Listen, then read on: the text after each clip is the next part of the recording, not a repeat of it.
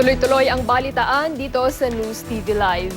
Pinulong ni Vice President at Presidential Advisor on OFW Concerns, Jejo Marbinay, ang mga magulang ng Pilipinang nahaharap sa parusang bitay sa Indonesia. Sa nasabing pulong sa Makati City Hall, ipinaliwanag ng Vice Presidente kina Celia at Cesar Veloso ang magiging susunod na hakbang ng gobyerno.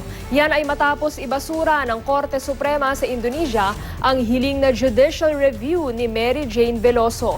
Naharap si Veloso sa parusang bitay sa pamamagitan ng firing squad dahil sa pagdadala umano ng mahigit 2 kilo ng heroin sa paliparan ng Yogyakarta noong April 2010. Ayon kay Binay, tiniyak na raw ng ating Department of Foreign Affairs na maghahain ito ng ikalawang apela para sa judicial review.